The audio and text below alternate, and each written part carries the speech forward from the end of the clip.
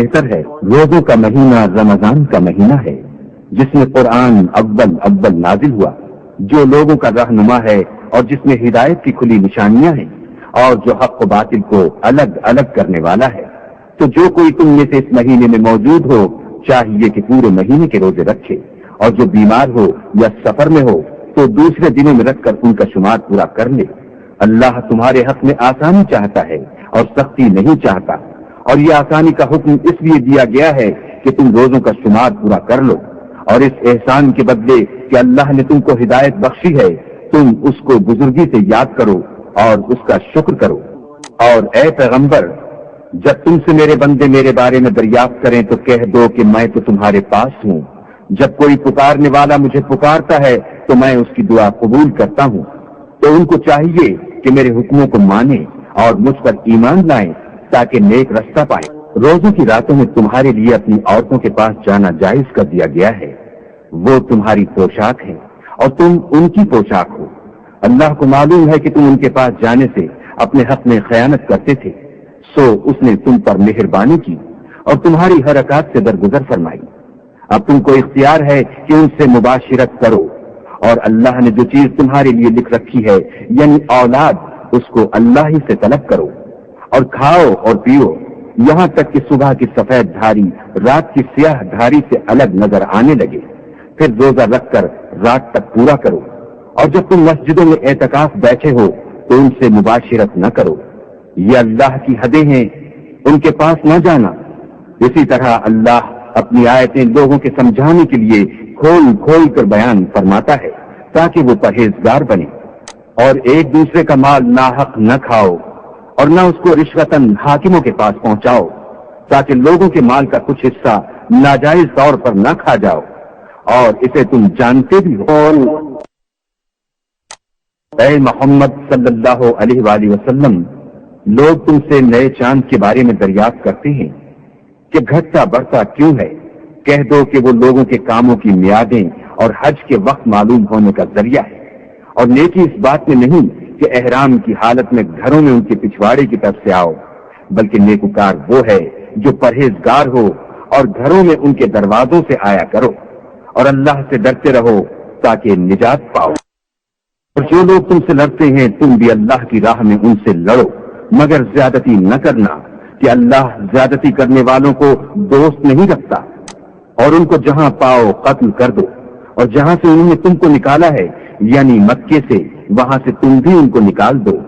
اور دین سے گمراہ کرنے کا فساد قتل و خونریزی سے کہیں بڑھ کر ہے، اور جب تک وہ تم سے مسجد محترم یعنی خانہ کعبہ کے پاس نہ لڑیں تم بھی وہاں ان سے نہ لڑنا۔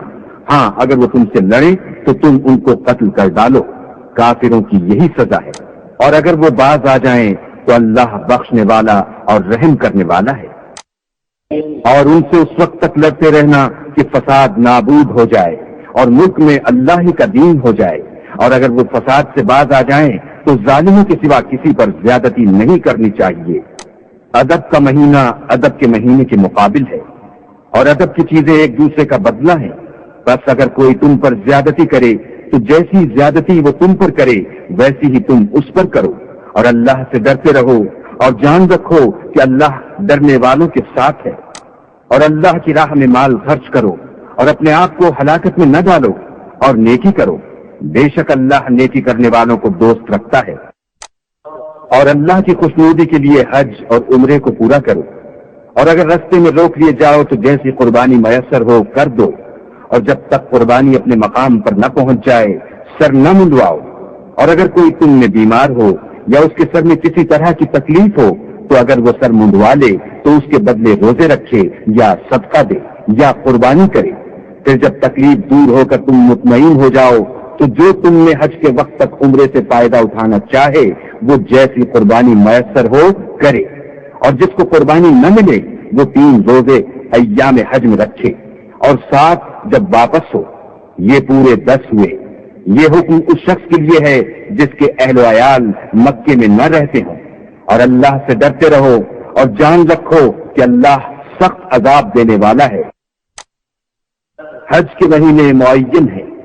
جو معلوم ہیں، تو جو شخص ان مہینوں میں حج کی نیت کر لے تو حج کے دنوں میں نہ عورتوں سے اختلاط کرے نہ کوئی برا کام کرے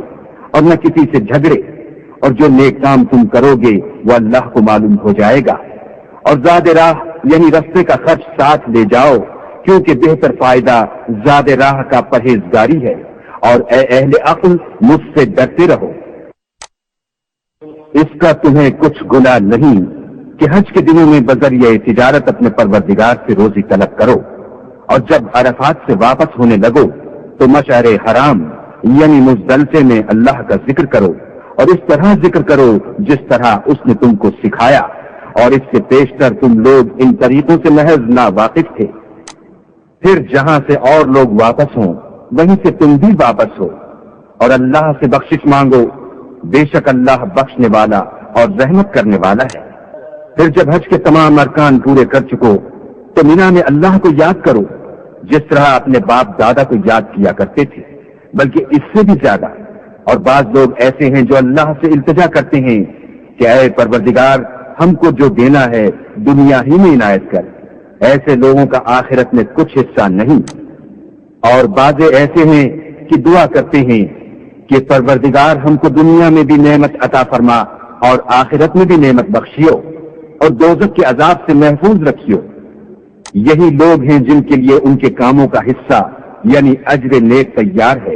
اور اللہ جلد حساب لینے والا اور جلد اجر دینے والا ہے۔ اور قیام منا کے دنوں میں جو گنتی کے دن ہیں اللہ کو یاد کرو، اگر کوئی جلدی کرے اور 2 ہی دن میں چل دے تو اس پر بھی کچھ گناہ نہیں، اور جو بعد تک ٹھہرا رہے اس پر بھی کچھ گناہ نہیں۔ یہ باتیں اس شخص کے لیے ہیں جو اللہ سے ڈرے، اور تم لوگ اللہ سے ڈرتے رہو، اور جان رکھو کہ تم سب اس کے پاس جمع کیے جاؤ گے۔ اور کوئی شخص تو ایسا ہے جس کی گفتگو دنیا کی زندگی میں تم کو دلکش معلوم ہوتی ہے، اور وہ اپنے معافی ضمیر پر اللہ کو گواہ بناتا ہے، حالانکہ وہ سخت جھگڑالو ہے،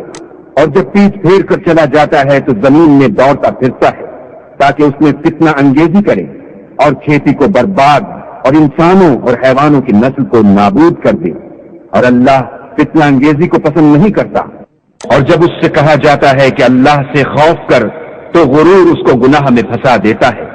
سو ایسے کو جہنم سزاوار ہے اور وہ بہت برا ٹھکانہ ہے۔ اور کوئی شخص ایسا ہے کہ اللہ کی خوشنودی حاصل کرنے کے لیے اپنی جان بیچ ڈالتا ہے، اور اللہ بندوں پر بہت مہربان ہے۔ مومنو اسلام میں پورے پورے داخل ہو جاؤ اور شیطان کے پیچھے نہ چلو، وہ تو تمہارا صریح دشمن ہے۔ پھر اگر تم احکام روشن پہنچ جانے کے بعد لڑکھڑا جاؤ تو جان رکھو کہ اللہ غالب اور حکمت والا ہے۔ کیا یہ لوگ اسی بات کے منتظر ہیں کہ ان پر اللہ کا عذاب بادل کے سائبانوں میں آ نازل ہو اور فرشتے بھی اتر آئیں اور کام تمام کر دیا جائے اور سب کاموں کا رجوع اللہ ہی کی طرف؟ اے محمد صلی اللہ علیہ وآلہ وسلم، بنی اسرائیل سے پوچھو کہ ہم نے ان کو کتنی کھلی نشانیاں دیں، اور جو شخص اللہ کی نعمت کو اپنے پاس آنے کے بعد بدل دے تو اللہ سخت عذاب کرنے والا ہے۔ اور جو کافر ہیں ان کے لیے دنیا کی زندگی خوشنما کر دی گئی ہے، اور وہ مومنوں سے تمسخر کرتے ہیں، لیکن جو پرہیزگار ہیں وہ قیامت کے دن ان پر غالب ہوں گے، اور اللہ جس کو چاہتا ہے بے شمار رزق دیتا ہے۔ پہلے تو سب لوگوں کا ایک ہی مذہب تھا، لیکن وہ آپس میں اختلاف کرنے لگے تو اللہ نے ان کی طرف بشارت دینے والے اور ڈر سنانے والے پیغمبر بھیجے، اور ان پر سچائی کے ساتھ کتابیں نازل کی، تاکہ جن امور میں لوگ اختلاف کرتے تھے ان کا ان میں فیصلہ کر دے۔ اور اس میں اختلاف بھی انہی لوگوں نے کیا جن کو کتاب دی گئی تھی، باوجود کہ ان کے پاس کھلے ہوئے احکام آ چکے تھے، اور یہ اختلاف انہوں نے صرف آپس کی ضد سے کیا۔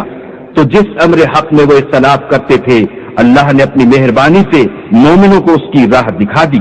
اور اللہ جس کو چاہتا ہے سیدھا رستہ دکھا دیتا ہے۔ کیا تم یہ خیال کرتے ہو کہ یوں ہی بہشت میں داخل ہو جاؤ گے،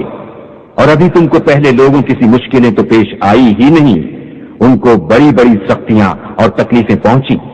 اور وہ صعوبتوں میں ہلا ہلا دیے گئے، یہاں تک کہ پیغمبر اور مومن لوگ جو ان کے ساتھ تھے سب پکار اٹھے کہ کب اللہ کی مدد آئے گی۔ دیکھو اللہ کی مدد ان قریب آیا چاہتی ہے۔ اے محمد صلی اللہ علیہ وآلہ وسلم، لوگ تم سے پوچھتے ہیں کہ اللہ کی راہ میں کس طرح کا مال خرچ کریں، کہہ دو کہ جو چاہو خرچ کرو، لیکن جو مال خرچ کرنا چاہو وہ درجہ بدرجہ اہل استحقاق یعنی ماں باپ کو اور قریب کے رشتہ داروں کو اور یتیموں کو اور محتاجوں کو اور مسافروں کو سب کو دو، اور جو بھلائی تم کرو گے اللہ اس کو جانتا ہے۔ مسلمانوں، تم پر اللہ کے راستے میں لڑنا فرض کر دیا گیا ہے، وہ تمہیں ناگوار تو ہوگا، مگر عجب نہیں کہ ایک چیز تم کو بری لگے اور وہ تمہارے حق میں بھلی ہو، اور عجب نہیں کہ ایک چیز تم کو بھلی لگے اور وہ تمہارے لیے مضر ہو، اور ان باتوں کو اللہ ہی بہتر جانتا ہے اور تم نہیں جانتے۔ اے محمد صلی اللہ علیہ وآلہ وسلم، لوگ تم سے عزت والے مہینوں میں لڑائی کرنے کے بارے میں دریافت کرتے ہیں، کہہ دو کہ ان میں لڑنا بڑا گناہ ہے، اور اللہ کی راہ سے روکنا اور اس سے کفر کرنا اور مسجد حرام یعنی خانہ کعبہ میں جانے سے بند کرنا اور اہل مسجد کو اس میں سے نکال دینا جو یہ کفار کرتے ہیں، اللہ کے نزدیک اس سے بھی زیادہ گناہ ہے، اور فتنہ انگیزی خونریزی سے بھی بڑھ کر ہے، اور یہ لوگ ہمیشہ تم سے لڑتے رہیں گے یہاں تک کہ اگر مقدور رکھیں تو تم کو تمہارے دین سے پھیر دیں، اور جو کوئی تم میں سے اپنے دین سے پھر کر کافر ہو جائے گا اور کافر ہی مرے گا تو ایسے لوگوں کے اعمال دنیا اور آخرت دونوں میں برباد ہو جائیں گے، اور یہی لوگ دوزخ میں جانے والے ہیں جس میں ہمیشہ رہیں گے۔ اور جو لوگ ایمان لائے اور اللہ کے لیے وطن چھوڑ گئے اور کفار سے جنگ کرتے رہے وہی اللہ کی رحمت کے امیدوار ہیں، اور اللہ بخشنے والا اور رحمت کرنے والا ہے۔ اے پیغمبر، لوگ تم سے شراب اور جوئے کا حکم دریافت کرتے ہیں، کہہ دو کہ ان میں نقصان بڑے ہیں اور لوگوں کے لیے کچھ فائدے بھی ہیں، مگر ان کے نقصان فائدوں سے کہیں زیادہ ہیں۔ اور یہ بھی تم سے پوچھتے ہیں کہ اللہ کی راہ میں کون سا مال خرچ کریں، کہہ دو کہ جو ضرورت سے زیادہ ہو۔ اس طرح اللہ تمہارے لیے اپنے احکام کھول کھول کر بیان فرماتا ہے تاکہ تم سوچو، یعنی دنیا اور آخرت کی باتوں میں غور کرو۔ اور تم سے یتیموں کے بارے میں بھی دریافت کرتے ہیں، کہہ دو کہ ان کی حالت کی اصلاح بہت اچھا کام ہے، اور اگر تم ان سے مل جل کر رہنا یعنی خرچ اکٹھا رکھنا چاہو تو وہ تمہارے بھائی ہیں، اور اللہ خوب جانتا ہے کہ خرابی کرنے والا کون ہے اور اصلاح کرنے والا کون، اور اگر اللہ چاہتا تو تم کو تکلیف میں ڈال دیتا، بے شک اللہ غالب اور حکمت والا ہے۔ اور مومنوں، مشرک عورتوں سے جب تک ایمان نہ لائیں نکاح نہ کرنا، کیونکہ مشرک عورت خواہ تم کو کیسی ہی بھلی لگے اس سے مومن لونڈی بہتر ہے، اور اسی طرح مشرک مرد جب تک ایمان نہ لائیں مومن عورتوں کو ان کی زوجیت میں نہ دینا، کیونکہ مشرک مرد سے خواہ وہ تم کو کیسا ہی بھلا لگے مومن غلام بہتر ہے۔ یہ مشرک لوگوں کو دوزخ کی طرف بلاتے ہیں، اور اللہ اپنی مہربانی سے بہشت اور بخشش کی طرف بلاتا ہے، اور اپنے حکم لوگوں سے کھول کھول کر بیان کرتا ہے تاکہ نصیحت حاصل کریں۔ اور تم سے حیض کے بارے میں دریافت کرتے ہیں، کہہ دو وہ تو نجاست ہے، سو ایام حیض میں عورتوں سے کنارہ کش رہو، اور جب تک پاک نہ ہو جائیں ان سے مقاربت نہ کرو، ہاں جب پاک ہو جائیں تو جس طریق سے اللہ نے تمہیں ارشاد فرمایا ہے ان کے پاس جاؤ، کچھ شک نہیں کہ اللہ توبہ کرنے والوں اور پاک صاف رہنے والوں کو دوست رکھتا ہے۔ تمہاری عورتیں تمہاری کھیتی ہیں تو اپنی کھیتی میں جس طرح چاہو جاؤ، اور اپنے لیے نیک عمل آگے بھیجو، اور اللہ سے ڈرتے رہو، اور جان رکھو کہ ایک دن تمہیں اس کے روبرو حاضر ہونا ہے۔ اور اے پیغمبر، ایمان والوں کو بشارت سنا دو، اور اللہ کے نام کو اس بات کا ہیلا نہ بنانا کہ اس کی قسمیں کھا کھا کر سلوک کرنے اور پرہیزگاری کرنے اور لوگوں میں صلح و سازگاری کرانے سے رک جاؤ، اور اللہ سب کچھ سنتا اور جانتا۔ اللہ تمہاری لغو قسموں پر تم سے مواخذہ نہیں کرے گا، لیکن جو قسمیں تم قصد دلی سے کھاؤ گے ان پر مواخذہ کرے گا، اور اللہ بخشنے والا بردبار ہے۔ جو لوگ اپنی عورتوں کے پاس جانے کی قسم کھا لیں ان کو 4 مہینے انتظار کرنا چاہیے، اگر اس عرصے میں قسم سے رجوع کر لیں تو اللہ بخشنے والا مہربان ہے، اور اگر طلاق کا ارادہ کر لیں تو بھی اللہ سنتا اور جانتا ہے۔ اور طلاق والی عورتیں 3 حیض تک اپنے تئیں روکے رہیں، اور اگر وہ اللہ اور روز قیامت پر ایمان رکھتی ہیں تو ان کو جائز نہیں کہ اللہ نے جو کچھ ان کے شکم میں پیدا کیا ہے اس کو چھپائیں، اور ان کے خاوند اگر پھر موافقت چاہیں تو اس مدت میں وہ ان کو اپنی زوجیت میں لے لینے کے زیادہ حقدار ہیں، اور عورتوں کا حق مردوں پر ویسا ہی ہے جیسے دستور کے مطابق مردوں کا حق عورتوں پر ہے، البتہ مردوں کو عورتوں پر فضیلت ہے، اور اللہ غالب اور صاحب حکمت ہے۔ طلاق صرف 2 بار ہے، یعنی جب 2 دفعہ طلاق دے دی جائے تو پھر عورتوں کو یا تو بطریق شائستہ نکاح میں رہنے دینا ہے یا بھلائی کے ساتھ چھوڑ دینا، اور یہ جائز نہیں کہ جو مہر تم ان کو دے چکے ہو اس میں سے کچھ واپس لے لو۔ ہاں اگر زن و شوہر کو خوف ہو کہ وہ اللہ کی حدوں کو قائم نہیں رکھ سکیں گے تو اگر عورت خامد کے ہاتھ سے رہائی پانے کے بدلے میں کچھ دے ڈالے تو دونوں پر کچھ گناہ نہیں، یہ اللہ کی مقرر کی ہوئی حدیں ہیں، ان سے باہر نہ نکلنا، اور جو لوگ اللہ کی حدوں سے باہر نکل جائیں گے وہ گناہ گار ہوں گے۔ پھر اگر شوہر 2 طلاقوں کے بعد تیسری طلاق عورت کو دے دے تو اس کے بعد جب تک عورت کسی دوسرے شخص سے نکاح نہ کر لے اس پہلے شوہر پر حلال نہ ہوگی۔ ہاں اگر دوسرا خامد بھی طلاق دے دے اور عورت اور پہلا خامد پھر ایک دوسرے کی طرف رجوع کر لیں تو ان پر کچھ گناہ نہیں، بشرطے کہ دونوں یقین کریں کہ اللہ کی حدوں کو قائم رکھ سکیں گے، اور یہ اللہ کی حدیں ہیں، ان کو وہ ان لوگوں کے لیے بیان فرماتا ہے جو دانش رکھتے ہیں۔ اور جب تم عورتوں کو 2 دفعہ طلاق دے چکو اور ان کی عدت پوری ہو جائے تو انہیں یا تو حسن سلوک سے نکاح میں رہنے دو یا بطریق شائستہ رخصت کر دو، اور اس نیت سے ان کو نکاح میں نہ رہنے دینا چاہیے کہ انہیں تکلیف دو اور ان پر زیادتی کرو، اور جو ایسا کرے گا وہ اپنا ہی نقصان کرے گا، اور اللہ کے احکام کو ہنسی اور کھیل نہ بناؤ، اور اللہ نے تم کو جو نعمتیں بخشی ہیں اور تم پر جو کتاب اور دانائی کی باتیں نازل کی ہیں جن سے وہ تمہیں نصیحت فرماتا ہے ان کو یاد کرو، اور اللہ سے ڈرتے رہو اور جان رکھو کہ اللہ ہر چیز سے واقف ہے۔ اور جب تم عورتوں کو طلاق دے چکو اور ان کی عدت پوری ہو جائے تو ان کو دوسرے شوہروں کے ساتھ جب وہ آپس میں جائز طور پر راضی ہو جائیں نکاح کرنے سے مت روکو۔ اس حکم سے اس شخص کو نصیحت کی جاتی ہے جو تم میں اللہ اور روز آخرت پر یقین رکھتا ہے، یہ تمہارے لیے نہایت خوب اور بہت پاکیزگی کی بات ہے، اور اللہ جانتا ہے اور تم نہیں جانتے۔ اور مائیں اپنے بچوں کو پورے 2 سال دودھ پلائیں، یہ حکم اس شخص کے لیے ہے جو پوری مدت تک دودھ پلوانا چاہے، اور دودھ پلانے والی ماؤں کا کھانا اور کپڑا دستور کے مطابق باپ کے ذمے ہوگا۔ کسی شخص کو اس کی طاقت سے زیادہ تکلیف نہیں دی جاتی، تو یاد رکھو کہ نہ تو ماں کو اس کے بچے کے سبب نقصان پہنچایا جائے اور نہ باپ کو اس کی اولاد کی وجہ سے نقصان پہنچایا جائے، اور اسی طرح نان نفقہ بچے کے وارث کے ذمے ہے، اور اگر دونوں یعنی ماں باپ آپس کی رضامندی اور صلاح سے بچے کا دودھ چھڑوانا چاہیں تو ان پر کچھ گناہ نہیں، اور اگر تم اپنی اولاد کو دودھ پلوانا چاہو تو تم پر کچھ گناہ نہیں، بشرطے کہ تم دودھ پلانے والیوں کو دستور کے مطابق ان کا حق جو تم نے دینا کیا تھا دے دو، اور اللہ سے ڈرتے رہو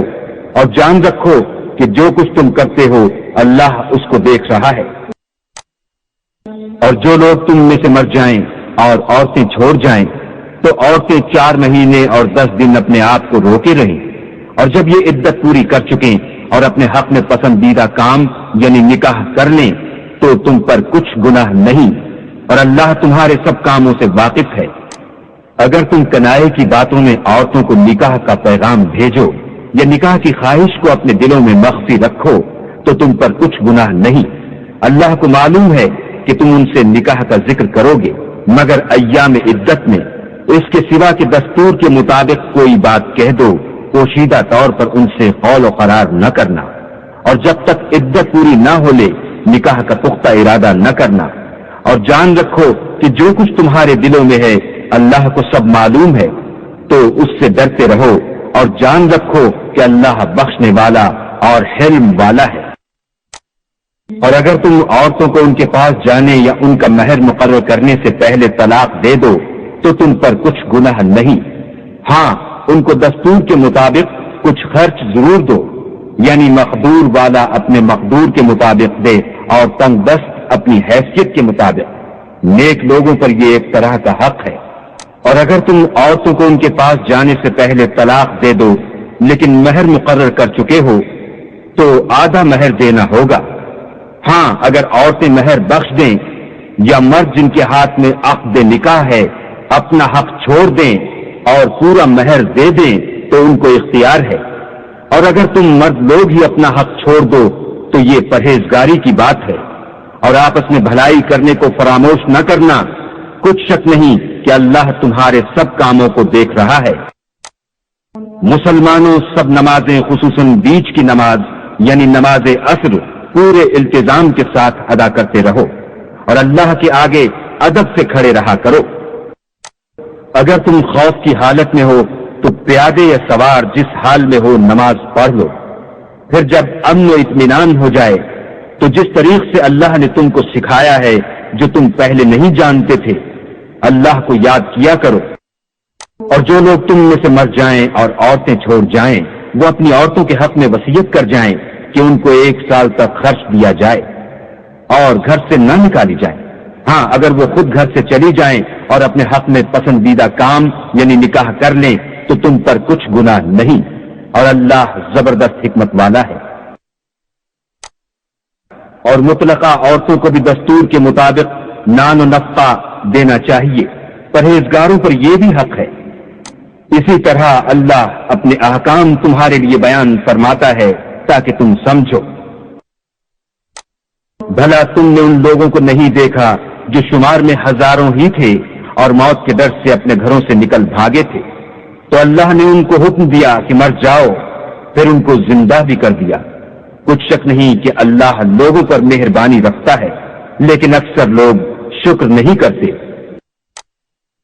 اور مسلمانوں اللہ کی راہ میں جہاد کرو اور جان رکھو کہ اللہ سب کچھ سنتا اور سب کچھ جانتا ہے۔ کوئی ہے کہ اللہ کو قرض حسنہ دے کہ وہ اس کے بدلے اس کو کئی حصے زیادہ دے گا، اور اللہ ہی روزی کو تنگ کرتا اور وہی اسے کشادہ کرتا ہے، اور تم اسی کی طرف لوٹ کر جاؤ گے۔ بھلا تم نے بنی اسرائیل کی ایک جماعت کو نہیں دیکھا جس نے موسیٰ کے بعد اپنے پیغمبر سے کہا کہ آپ ہمارے لیے ایک بادشاہ مقرر کر دیں تاکہ ہم اللہ کی راہ میں جہاد کریں۔ پیغمبر نے کہا کہ اگر تم کو جہاد کا حکم دیا جائے تو عجب نہیں کہ لڑنے سے پہلو تہی کرو۔ وہ کہنے لگے کہ ہم اللہ کی راہ میں کیوں نہ لڑیں گے جبکہ ہم وطن سے خارج اور بال بچوں سے جدا کر دیے گئے۔ لیکن جب ان کو جہاد کا حکم دیا گیا تو چند اشخاص کے سوا سب پھر گئے، اور اللہ ظالموں سے خوب واقف ہے۔ اور پیغمبر نے ان سے یہ بھی کہا کہ اللہ نے تم پر طالوت کو بادشاہ مقرر فرمایا ہے۔ وہ بولے کہ اسے ہم پر بادشاہی کا حق کیوں کر ہو سکتا ہے؟ بادشاہی کے مستحق تو ہم ہیں اور اس کے پاس تو بہت سی دولت بھی نہیں۔ پیغمبر نے کہا کہ اللہ نے اس کو تم پر فضیلت دی ہے اور بادشاہی کے لیے منتخب فرمایا ہے۔ اس نے اسے علم بھی بہت سا بخشا ہے اور تن و توش بھی بڑا عطا کیا ہے، اور اللہ کو اختیار ہے جسے چاہے بادشاہی بخشے۔ وہ بڑا کشائش والا اور دانا ہے۔ اور پیغمبر نے ان سے کہا کہ ان کی بادشاہی کی نشانی یہ ہے کہ تمہارے پاس ایک صندوق آئے گا جس کو فرشتے اٹھائے ہوئے ہوں گے، اس میں تمہارے پروردگار کی طرف سے تسلی بخشنے والی چیز ہوگی، اور کچھ اور چیزیں بھی ہوں گی جو موسیٰ اور ہارون چھوڑ گئے تھے۔ اگر تم ایمان رکھتے ہو تو یہ تمہارے لیے ایک بڑی نشانی ہے۔ غرض جب طالوت فوجیں لے کر روانہ ہوا تو اس نے ان سے کہا کہ اللہ ایک نہر سے تمہاری آزمائش کرنے والا ہے، جو شخص اس میں سے پانی پی لے گا اس کی نسبت تصور کیا جائے گا کہ وہ میرا نہیں، اور جو نہ پیے گا وہ سمجھا جائے گا کہ میرا ہے۔ ہاں اگر کوئی ہاتھ سے چلو بھر پانی لے لے تو خیر۔ جب وہ لوگ نہر پر پہنچے تو چند شخصوں کے سوا سب نے پانی پی لیا۔ پھر جب طالوت اور مومن لوگ جو اس کے ساتھ تھے نہر کے پار ہو گئے تو کہنے لگے کہ آج ہم نے جالوت اور اس کے لشکر سے مقابلہ کرنے کی طاقت نہیں۔ جو لوگ یقین رکھتے تھے کہ ان کو خدا کے روبرو حاضر ہونا ہے وہ کہنے لگے کہ بسا اوقات تھوڑی سی جماعت نے اللہ کے حکم سے بڑی جماعت پر فتح حاصل کی ہے، اور اللہ استقلال رکھنے والوں کے ساتھ ہے۔ اور جب وہ لوگ جالوت اور اس کے لشکر کے مقابل میں آئے تو اللہ سے دعا کی کہ اے پروردگار ہم پر صبر کے دہانے کھول دے اور ہمیں لڑائی میں ثابت قدم رکھ اور لشکر کفار پر فتح یاب کر۔ تو طالوت کی فوج نے اللہ کے حکم سے ان کو ہزیمت دی اور داؤد نے جالوت کو قتل کر ڈالا، اور اللہ نے ان کو بادشاہی اور دانائی بخشی اور جو کچھ چاہا سکھایا۔ اور اگر اللہ لوگوں کو ایک دوسرے پر چڑھائی اور حملے کرنے سے نہ ہٹاتا رہتا تو ملک تباہ ہو جاتا، لیکن اللہ اہل عالم پر بڑا مہربان ہے۔ یہ اللہ کی آیتیں ہیں جو ہم تم کو سچائی کے ساتھ پڑھ کر سناتے ہیں، اور اے محمد صلی اللہ علیہ وآلہ وسلم تم بلا شبہ پیغمبروں میں سے ہو۔ یہ پیغمبر جو ہم وقتاً فوقتاً بھیجتے رہے ہیں، ان میں سے ہم نے بعض کو بعض پر فضیلت دی ہے، بعض ایسے ہیں جن سے اللہ نے گفتگو کی اور بعض کے دوسرے امور میں مرتبے بلند کیے، اور عیسیٰ ابن مریم کو ہم نے کھلی ہوئی نشانیاں عطا کی اور روح القدس سے ان کو مدد دی، اور اگر اللہ چاہتا تو ان سے پچھلے لوگ اپنے پاس کھلی نشانیاں آنے کے بعد آپس میں نہ لڑتے، لیکن انہوں نے اختلاف کیا تو ان میں سے بعض تو ایمان لے آئے اور بعض کافر ہی رہے، اور اگر اللہ چاہتا تو یہ لوگ باہم جنگ و قتال نہ کرتے، لیکن اللہ جو چاہتا ہے کرتا ہے۔ اے ایمان والو، جو مال ہم نے تم کو دیا ہے اس میں سے اس دن کے آنے سے پہلے پہلے خرچ کر لو، جس میں نہ اعمال کا سودا ہو اور نہ دوستی اور سفارش ہو سکے، اور کفر کرنے والے لوگ ظالم ہیں۔ خدا وہ معبود برحق ہے کہ اس کے سوا کوئی عبادت کے لائق نہیں، زندہ ہمیشہ رہنے والا، اسے نہ اونگ آتی ہے نہ نیند، جو کچھ آسمانوں میں اور جو کچھ زمین میں ہے سب اسی کا ہے۔ کون ہے کہ اس کی اجازت کے بغیر اس سے کسی کی سفارش کر سکے؟ جو کچھ لوگوں کے روبرو ہو رہا ہے اور جو کچھ ان کے پیچھے ہو چکا ہے اسے سب معلوم ہے، اور وہ اس کی معلومات میں سے کسی چیز پر دسترس حاصل نہیں کر سکتے۔ ہاں، جس قدر وہ چاہتا ہے اسی قدر معلوم کرا دیتا ہے۔ اس کی بادشاہی اور علم آسمان اور زمین سب پر حاوی ہے، اور اسے ان کی حفاظت کچھ بھی دشوار نہیں۔ وہ بڑا عالی رتبہ اور جلیل قدر ہے۔ دین اسلام میں زبردستی نہیں ہے، ہدایت صاف طور پر ظاہر اور گمراہی سے الگ ہو چکی ہے۔ تو جو شخص بتوں سے اعتقاد نہ رکھے اور اللہ پر ایمان لائے، اس نے ایسی مضبوط رسی ہاتھ میں پکڑ لی جو کبھی ٹوٹنے والی نہیں، اور اللہ سب کچھ سنتا اور سب کچھ جانتا ہے۔ جو لوگ ایمان لائے ہیں ان کا دوست اللہ ہے کہ اندھیرے سے نکال کر روشنی میں لے جاتا ہے، اور جو کافر ہیں ان کے دوست شیطان ہیں کہ ان کو روشنی سے نکال کر اندھیرے میں لے جاتے ہیں۔ یہی لوگ اہل دوزخ ہیں کہ اس میں ہمیشہ رہیں گے۔ بھلا تم نے اس شخص کو نہیں دیکھا جو اس غرور کے سبب سے کہ اللہ نے اس کو سلطنت بخشی تھی، ابراہیم سے پروردگار کے بارے میں جھگڑنے لگا؟ جب ابراہیم نے کہا میرا پروردگار تو وہ ہے جو جلاتا ہے اور مارتا ہے، وہ بولا کہ جلا اور مار تو میں بھی سکتا ہوں۔ ابراہیم نے کہا کہ اللہ تو سورج کو مشرق سے نکالتا ہے، آپ اسے مغرب سے نکال دیجئے۔ یہ سن کر کافر حیران رہ گیا، اور اللہ بے انصافوں کو ہدایت نہیں دیا کرتا۔ یا اسی طرح اس شخص کو نہیں دیکھا جسے ایک گاؤں میں جو اپنی چھتوں پر گرا پڑا تھا، اتفاق گزر ہوا تو اس نے کہا کہ اللہ اس کے باشندوں کو مرنے کے بعد کیوں کر زندہ کرے گا؟ تو اللہ نے اس کی روح قبض کر لی اور 100 برس تک اس کو مردہ رکھا، پھر اس کو جلا اٹھایا اور پوچھا تم کتنا عرصے مرے رہے ہو؟ اس نے جواب دیا کہ 1 دن یا اس سے بھی کم۔ اللہ نے فرمایا نہیں بلکہ 100 برس مرے رہے ہو، اور اپنے کھانے پینے کی چیزوں کو دیکھو کہ اتنی مدت میں مطلق سڑی بسی نہیں، اور اپنے گدھے کو بھی دیکھو جو مرا پڑا ہے۔ غرض ان باتوں سے یہ ہے کہ ہم تم کو لوگوں کے لیے اپنی قدرت کی نشانی بنائیں، اور ہاں گدھے کی ہڈیوں کو دیکھو کہ ہم ان کو کیوں کر جوڑے دیتے اور ان پر کس طرح گوشت چڑھائے دیتے ہیں۔ جب یہ واقعات اس کے مشاہدے میں آئے تو بول اٹھا کہ میں یقین کرتا ہوں کہ اللہ ہر چیز پر قادر ہے۔ اور جب ابراہیم نے اللہ سے کہا کہ اے پروردگار مجھے دکھا کہ تو مردوں کو کیوں کر زندہ کرے گا، اللہ نے فرمایا کیا تم نے اس بات کو باور نہیں کیا؟ انہوں نے کہا کیوں نہیں، لیکن میں دیکھنا اس لیے چاہتا ہوں کہ میرا دل اطمینان کامل حاصل کر لے۔ اللہ نے فرمایا کہ 4 جانور پکڑ کر اپنے پاس منگا لو اور ٹکڑے ٹکڑے کرا دو، پھر ان کا ایک ایک ٹکڑا ہر ایک پہاڑ پر رکھ دو، پھر ان کو بلاؤ تو وہ تمہارے پاس دوڑتے چلے آئیں گے، اور جان رکھو کہ اللہ غالب اور صاحب حکمت ہے۔ جو لوگ اپنا مال اللہ کی راہ میں خرچ کرتے ہیں ان کے مال کی مثال اس دانے کی سی ہے جس سے 7 بالیں اگیں اور ہر ایک بال میں 100 دانے ہوں، اور اللہ جس کے مال کو چاہتا ہے زیادہ کرتا ہے، وہ بڑی کشائش والا اور سب کچھ جاننے والا ہے۔ جو لوگ اپنا مال اللہ کے رستے میں صرف کرتے ہیں پھر اس کے بعد نہ اس خرچ کا کسی پر احسان رکھتے ہیں اور نہ کسی کو تکلیف دیتے ہیں، ان کا صلہ ان کے پروردگار کے پاس تیار ہے، اور قیامت کے روز نہ ان کو کچھ خوف ہوگا اور نہ وہ غمگین ہوں گے۔ جس خیرات دینے کے بعد دینے والے کو ایذا دی جائے اس سے تو نرم بات کہہ دینی اور اس کی بے ادبی سے درگزر کرنا بہتر ہے، اور اللہ بے پرواہ اور بردبار ہے۔ مومنو، اپنے صدقات و خیرات احسان رکھنے اور ایذا دینے سے اس شخص کی طرح برباد نہ کر دینا جو لوگوں کو دکھاوے کے لیے مال خرچ کرتا ہے اور اللہ اور روز آخرت پر ایمان نہیں رکھتا، تو اس کے مال کی مثال اس چٹان کی سی ہے جس پر تھوڑی سی مٹی پڑی ہو اور اس پر زور کا مہ برس کر اسے صاف کر ڈالے۔ اسی طرح یہ ریاکار لوگ اپنے اعمال کا کچھ بھی صلہ حاصل نہیں کر سکیں گے، اور اللہ ایسے ناشکروں کو ہدایت نہیں دیا کرتا۔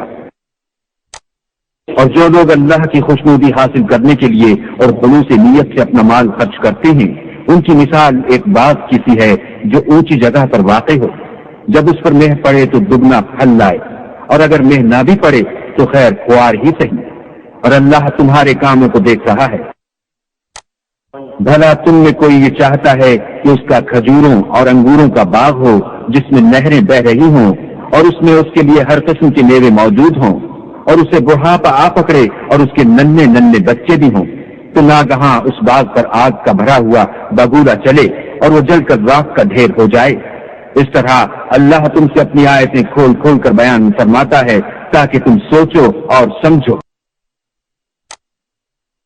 مومنوں، جو پاکیزہ اور عمدہ مال تم کماتے ہو اور جو چیزیں ہم تمہارے لیے زمین سے نکالتے ہیں ان میں سے راہ خدا میں خرچ کرو،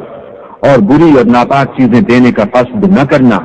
کہ اگر وہ چیزیں تمہیں دی جائیں تو بجز اس کے لیتے وقت آنکھیں بند کر لو، ان کو کبھی نہ لو، اور جان رکھو کہ اللہ بے پرواہ اور قابل ستائش ہے۔